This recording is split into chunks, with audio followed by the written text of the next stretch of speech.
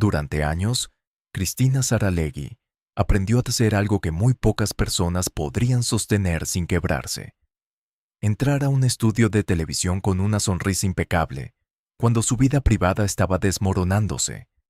El público veía a una mujer segura, rápida, dominante, capaz de mirar a los ojos a cualquier invitado y llevar una conversación hasta donde otros presentadores no se atrevían. Pero esa figura de autoridad tenía un precio. Mientras millones de espectadores la asociaban con fuerza, franqueza y control, ella atravesaba pérdidas familiares, culpa como madre, crisis emocionales, dolor físico y un miedo constante a que todo aquello que había construido desapareciera de un día para otro. La escena que mejor resume esa contradicción no ocurrió frente a las cámaras, sino minutos antes de salir al aire. Cristina recibió una llamada relacionada con su hijo John Marcos, quien había sido diagnosticado con trastorno bipolar cuando tenía 19 años. El joven atravesaba una etapa de gran inestabilidad y había llegado a hacerse daño. En uno de sus peores momentos, estuvo al borde de quitarse la vida, pero se detuvo y terminó buscando ayuda médica. Para cualquier madre, una noticia así habría detenido el mundo. Para Cristina, el mundo se detuvo por dentro, pero el programa debía comenzar. Le comunicaron que su hijo había sobrevivido a una crisis suicida, cuando ella estaba preparándose para aparecer ante millones de personas.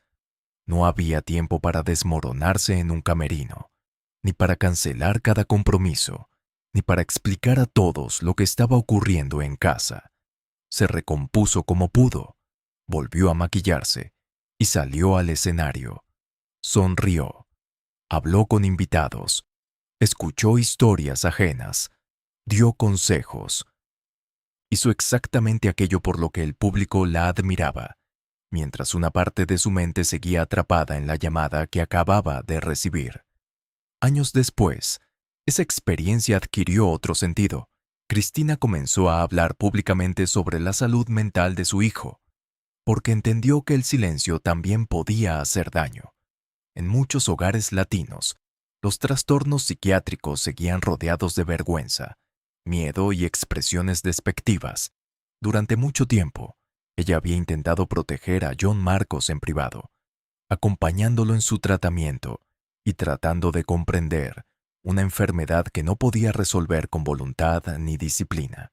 Aprendió que ser una madre poderosa no significaba tener una solución inmediata, significaba permanecer al lado de su hijo, incluso cuando no entendía del todo lo que estaba pasando.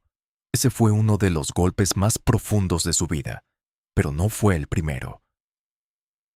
Mucho antes de convertirse en una de las figuras más conocidas de la televisión hispana en Estados Unidos, Cristina había aprendido lo que era perder un mundo completo. Tenía 12 años cuando su familia dejó Cuba después de la revolución. Provenían de un entorno vinculado al mundo editorial y estaban acostumbrados a una vida que, de pronto, dejó de existir. La casa, las pertenencias, las referencias familiares, el idioma cotidiano y la sensación de pertenecer a un lugar quedaron atrás. Para una niña de esa edad, emigrar no significaba únicamente mudarse. Significaba descubrir que aquello que parecía permanente podía desaparecer. En Estados Unidos, tuvo que adaptarse a otra lengua, a otras reglas y a una nueva identidad social. Ya no era simplemente una niña de una familia conocida en Cuba. Era una inmigrante que debía demostrar quién era en un país donde su historia previa no necesariamente importaba. Esa necesidad de probar su valor se convertiría con los años en una fuerza profesional extraordinaria, pero también en una forma de exigencia que rara vez le permitió descansar. La paradoja apareció muy pronto. Cristina podía parecer extrovertida ante una audiencia, pero fuera del trabajo se describía como una mujer profundamente tímida. La profesión terminó exigiéndole convertirse cada mañana en una versión pública más grande y segura de sí misma. Esa máscara funcionó tan bien que se volvió una obligación. El público esperaba a la Cristina que resolvía problemas, y decía en voz alta aquello que otros callaban, dejando poco espacio para la mujer cansada que necesitaba silencio. Antes de la televisión, su vida sentimental ya le había dejado una herida importante. Su primer matrimonio con Tony Menéndez terminó en divorcio en 1983. Según el relato que Cristina ha hecho de aquella etapa, el crecimiento de su carrera en el mundo editorial alteró el equilibrio de la relación.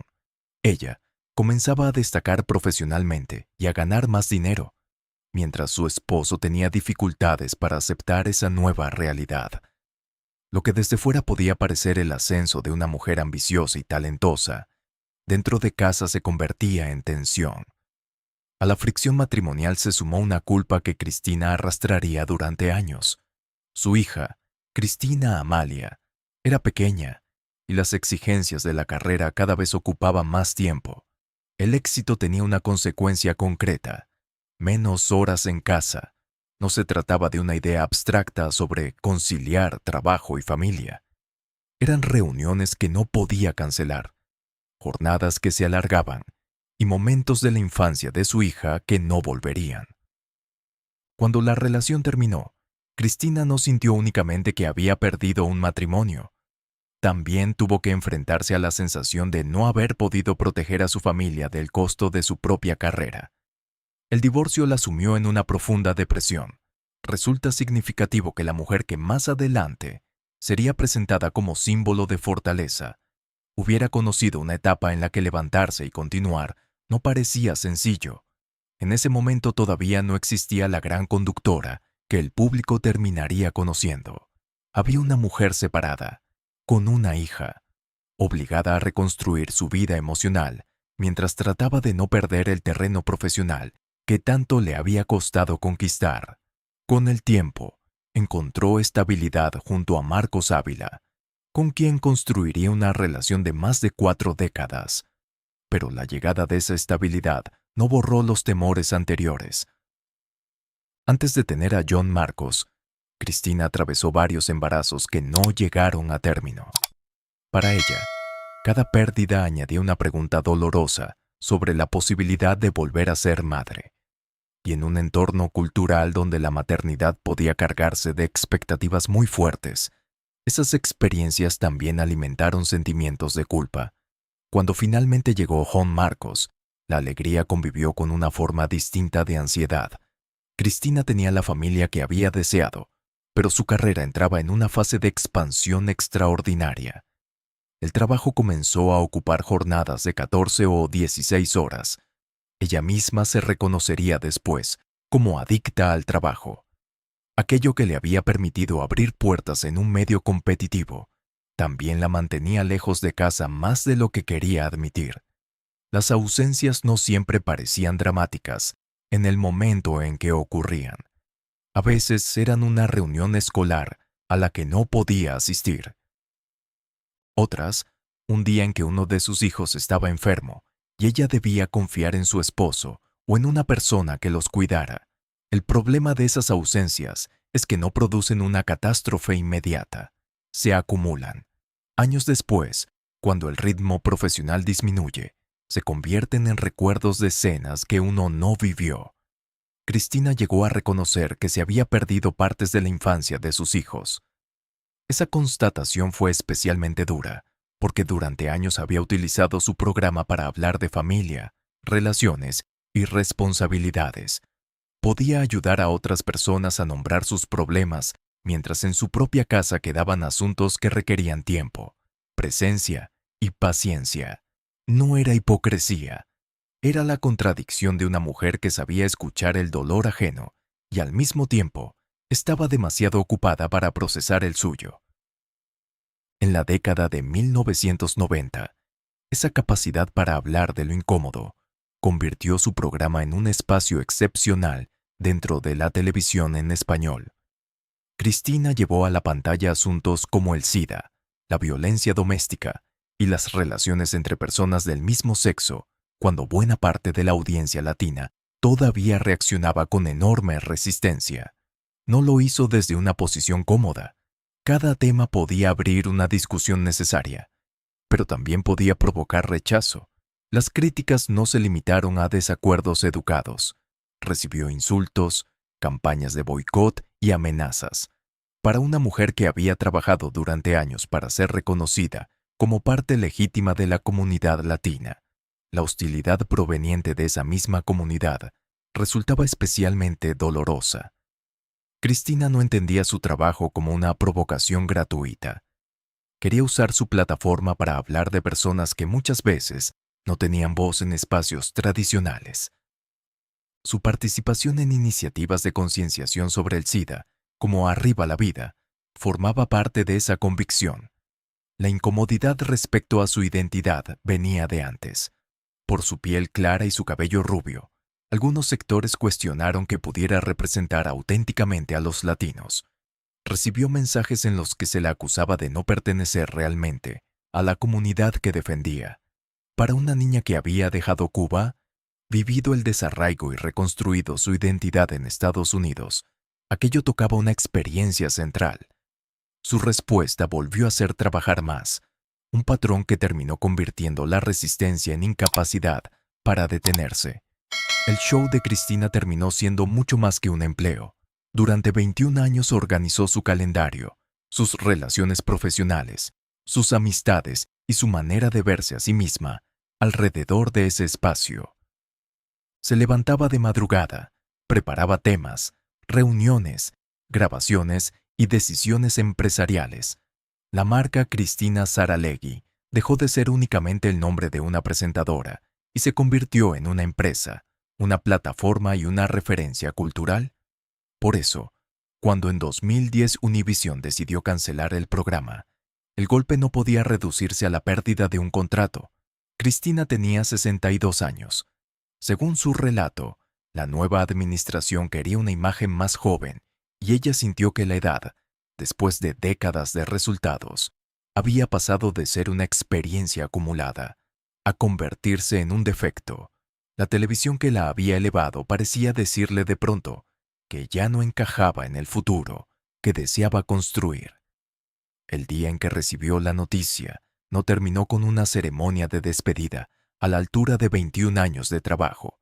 Cristina y Marcos salieron del canal, se fueron a un bar y pidieron 2 martinis. Se miraron intentando comprender qué acababa de suceder. Esa imagen tiene más fuerza que cualquier discurso sobre el final de una era. 2 personas sentadas frente a 2 copas, sin una respuesta clara para explicar cómo una vida profesional entera podía cambiar en una conversación. Cristina describió aquella sensación como haber sido utilizada y después descartada. No solo perdió un espacio televisivo, perdió la rutina que había estructurado su existencia durante décadas. El teléfono, que antes sonaba sin descanso, comenzó a callarse. Personas que habían buscado su apoyo o que habían hecho enormes esfuerzos por aparecer en su programa dejaron de comunicarse. Algunos famosos a quienes ella había dado visibilidad desaparecieron de su entorno justo cuando su nombre dejó de tener el mismo peso dentro de la cadena. Ese silencio fue una revelación cruel. Durante años había estado rodeada de llamadas, solicitudes, invitaciones y muestras de afecto. Después de la cancelación descubrió cuántas de esas relaciones dependían en realidad de su posición. No todas desaparecieron, pero fueron suficientes para que comprendiera la diferencia entre ser querida y ser útil. Para alguien acostumbrado a una agenda saturada, sentarse en casa frente a 4 paredes podía sentirse como una expulsión del mundo. La reacción más inmediata fue intentar avanzar. Cristina aceptó trabajar con Telemundo en Palante con Cristina. Sobre el papel era una oportunidad para demostrar que todavía tenía algo que decir. Emocionalmente, sin embargo, era mucho más complicado. Había pasado décadas asociando su identidad profesional con Univision, y presentarse ahora en la competencia le producía una sensación de deslealtad. Llegó a comparar ese sentimiento con el de una esposa que estuviera engañando a su marido. Había dedicado a Univision una parte enorme de su vida adulta, de modo que cambiar de cadena se sintió menos como cambiar de oficina que como romper una relación. El nuevo programa duró alrededor de un año. Cuando terminó, el vacío volvió a quedar expuesto. Fue entonces cuando el alcohol comenzó a ocupar un lugar cada vez más peligroso. Cristina lo utilizaba para adormecer emociones, conciliar el sueño y alejar durante unas horas la sensación de haber perdido su lugar. No era la primera vez que atravesaba una crisis, pero sí era una de las primeras ocasiones en que no podía resolverla trabajando más. El mecanismo que durante décadas la había mantenido en movimiento ya no estaba disponible. La bebida ofrecía una falsa interrupción. Durante unas horas adormecía la ansiedad, la culpa y la humillación, pero al día siguiente todo seguía allí. Su familia tuvo que intervenir y dejar el alcohol tomó tiempo.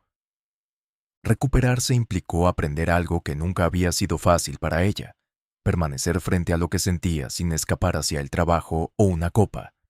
La crisis profesional coincidía, además, con años en los que la salud de su hijo seguía siendo una preocupación real. El trastorno bipolar de John Marcos no podía tratarse como un episodio que se cerraba con una sola intervención. Requería seguimiento, comprensión y una vigilancia emocional prolongada. Cristina investigó la enfermedad, acompañó tratamientos y terminó utilizando su propia experiencia para combatir el estigma.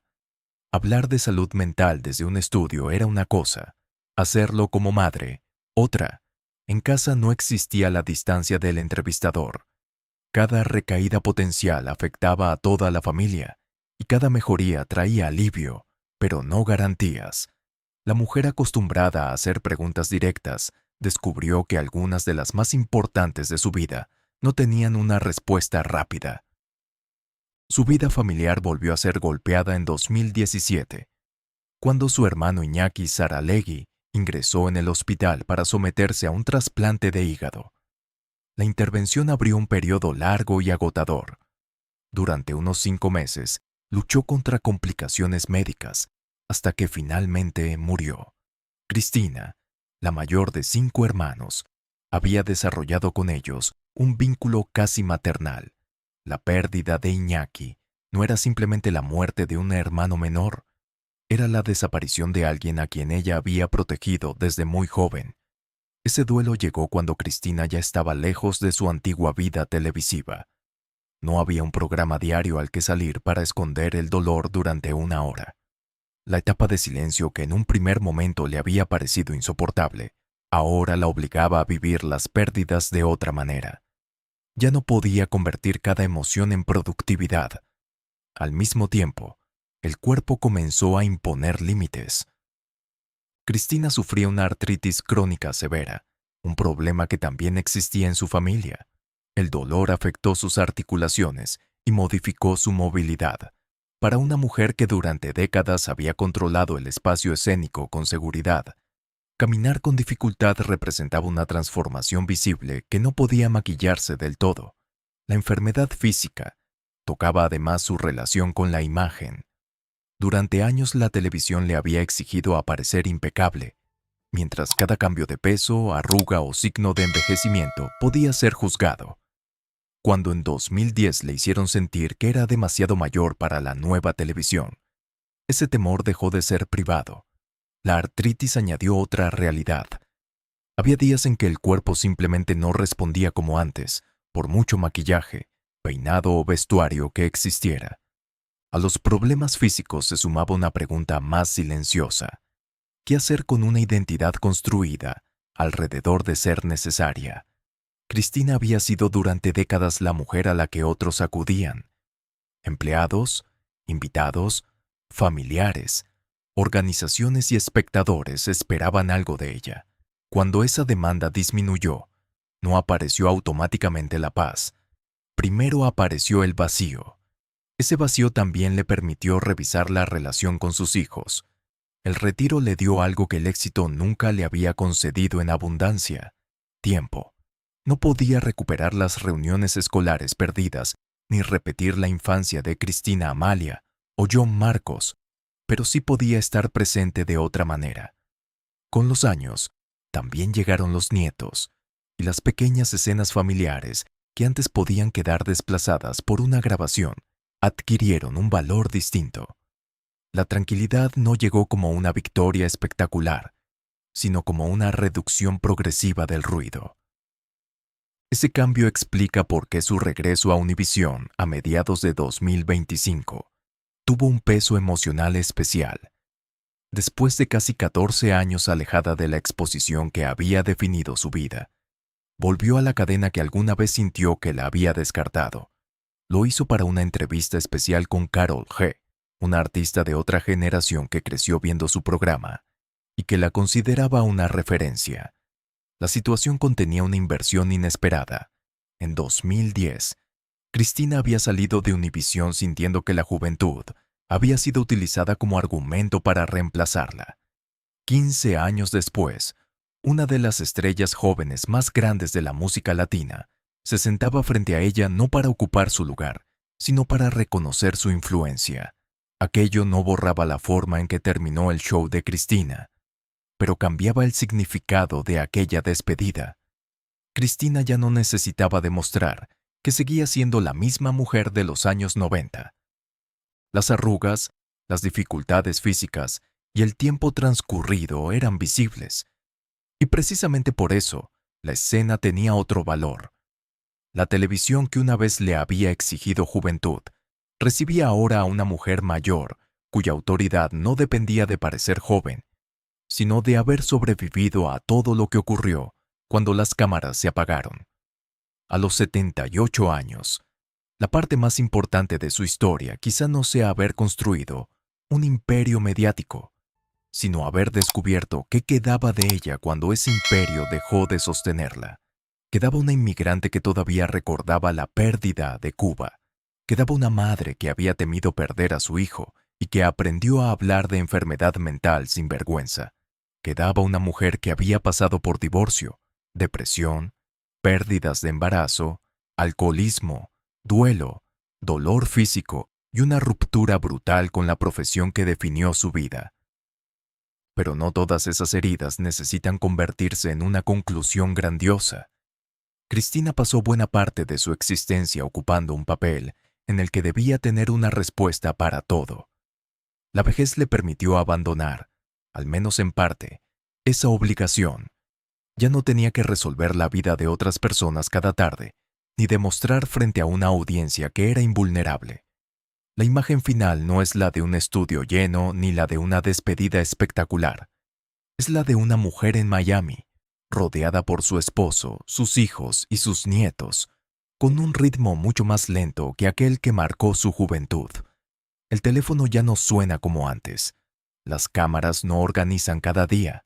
El cuerpo impone sus propias reglas, y lo que durante un tiempo pareció una desaparición, terminó convirtiéndose en algo que Cristina casi nunca había tenido durante su vida pública: espacio para estar presente, sin tener que interpretar a la mujer más fuerte de la habitación.